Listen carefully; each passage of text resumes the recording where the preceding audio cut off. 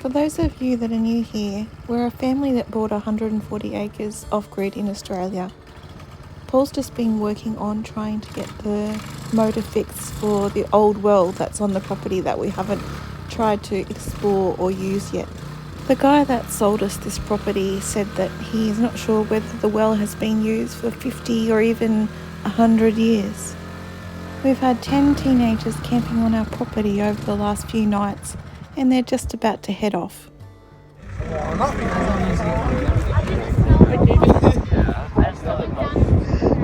we're getting built. Bye. Bye. Thank you. Thank you,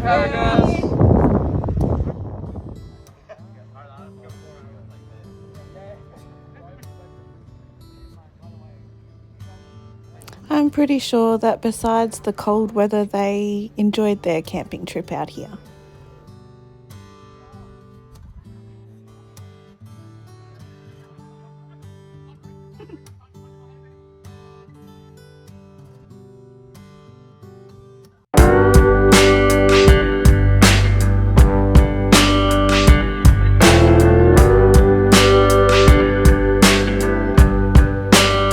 Time we're just taking off all the stuff that's been left on top of the well so that we can pull this covering off it.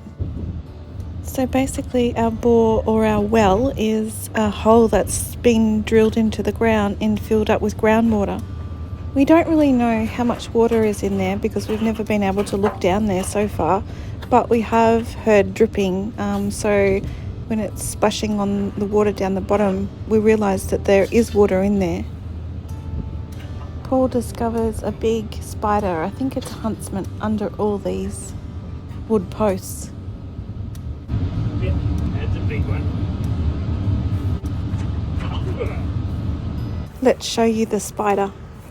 They're also called giant crab spiders, I think, and also wood spiders because of their preference for woody places like forests and mine shafts and wood piles and wood shacks. And I think in Africa they're even called rain spiders or lizard-eating spiders. They freak me out because they move so fast and they can make you very, very sick if you get bitten by them, especially if they bite you multiple times. So an aquifer is an underground layer of water-bearing permeable rock fractures or unconsolidated materials. So they're just going to push this corrugated iron cover off the top of the well. So aquifers occur from near surface to deeper than 9,000 metres.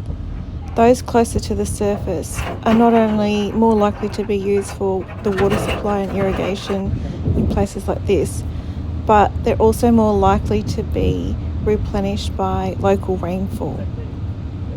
Although aquifers are sometimes characterised as underground rivers or lakes, they are actually porous rock saturated with water. Spider almost crawls up Paul's leg. The Great Artesian Basin, situated underneath Australia, is arguably the largest groundwater aquifer in the world. Queensland relies on the Artesian Basin quite a lot for its water supplies, and Paul and I and the kids have been out to stay at Charlotte's Plains near Cunnamulla. There's a sheep farm out there where they have the hot artisan springs and you can have all the hot baths outdoors. Yeah, it's amazing. The water comes out of the ground there at 42 degrees Celsius. I'll leave the link for Charlotte's Plains down in the description.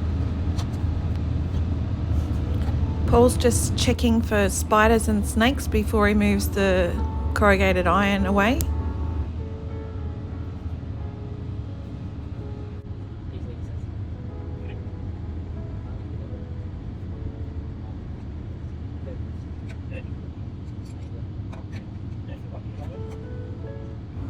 Now the motor is going to be mounted to the working head pump. I'm not sure, but from the pictures that I've seen, it looks like this working head pump might have been from around the 1915s era. I'm not really sure, but if anyone has any ideas about how old they think this pump might be, that'd be great if you could let us know in the comments below. But my understanding is that, you know, the old pumps used to be done by hand, but there used to be like a lever that you could push up and down to pump the water out. This one, I'm guessing, was made to or designed to be used with a motor.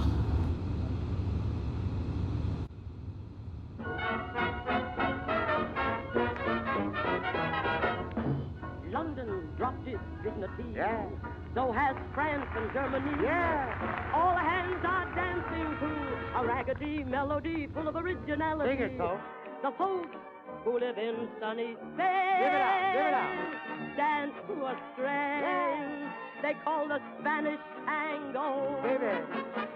Dukes and lords and Russian czars, men who own their motor cars, throw up their shoulders to that raggedy melody full of originality. Italian opera singers have learned to snap their fingers. Give it to 'em, baby. The world goes round to the sound of the international. International. International. The international ride.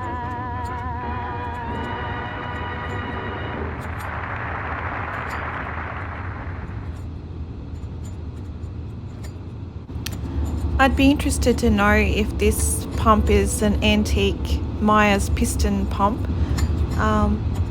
Myers are still in business, I believe, still making quality pumps 100 years later.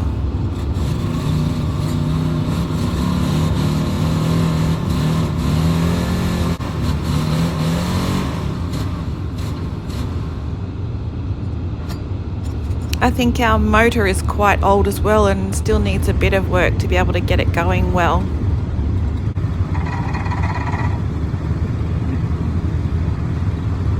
So now we're going to attach the pulleys with the belts onto the motor so the motor can start turning the pulleys, which will make the piston go up and down inside the pump. And I'm no expert on machinery or motors or pumps, so I don't know if I got all those terms right.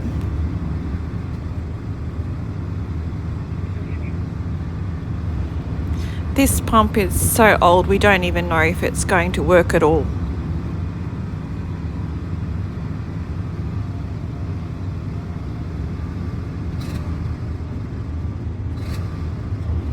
Let's see if anything happens. Fingers crossed.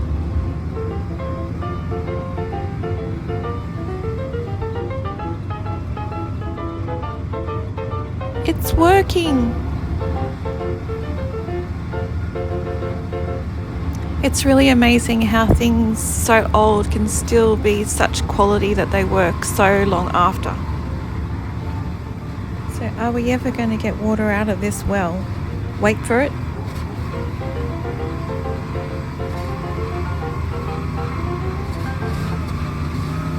Eureka! We've got water.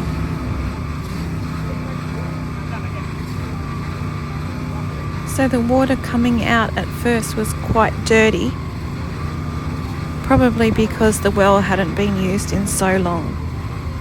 And Paul was so distracted by his brilliance of getting this working that he got his finger burnt by the spark plug.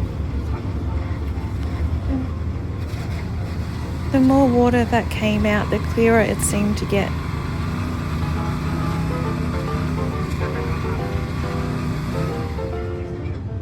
It's working! It's working!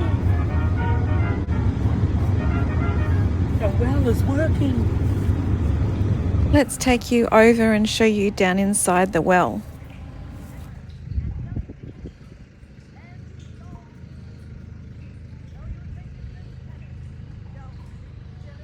And look at that beautiful piece of machinery.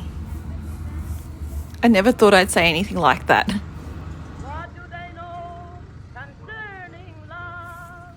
Come to me for your burning love. 'Cause I'm the last of the red hot mamas. They've all cooled down but slap of them. Say, what do they know? Come get your hot stuff from this box. So the poor motor was struggling a little bit and there was fuel dripping out of it as well. So there's a little bit more repairs that need to be made to it.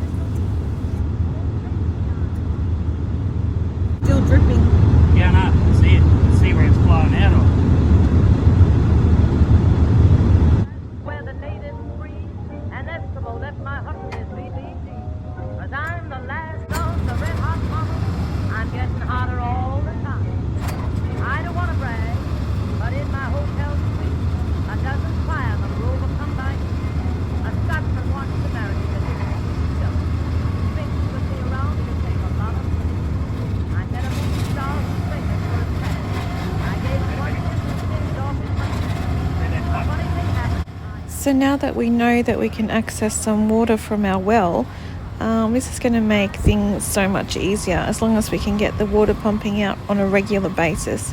We could water our garden, or we can use it for the toilet or some other household or domestic uses.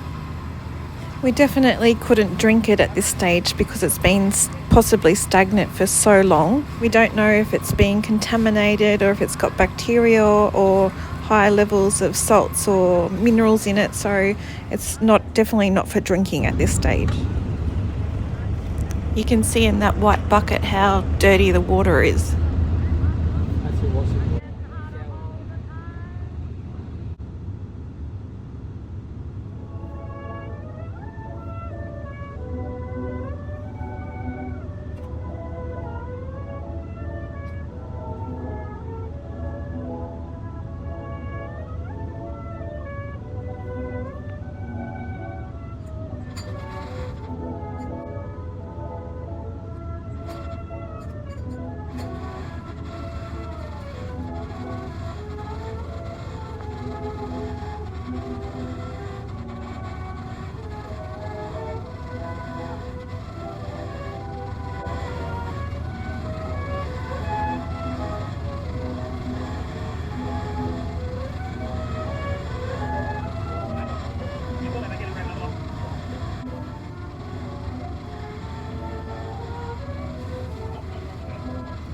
So once we rinse the bucket out of the old dirty water and all the bits and pieces that came out of the first few pumps, you can see that the water starts to become a lot clearer.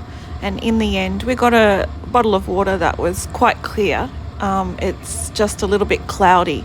So we're going to get it tested and see what it tells us. And if anyone has any ideas about how we can use this well efficiently, please let us know in the comments below.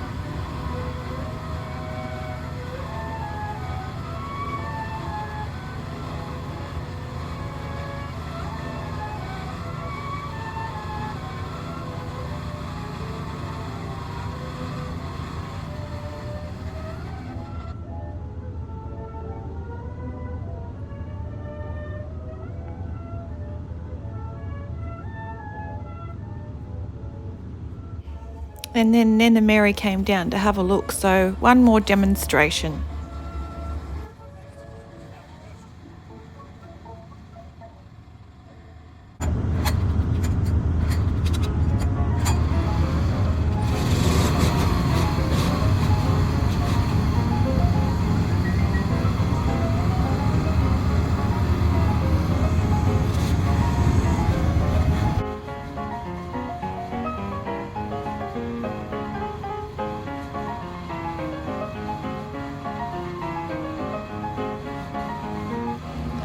So thanks everyone for watching. We do appreciate you sharing and joining in on our journey. And if you could like and subscribe, that would really help our channel. Thanks very much.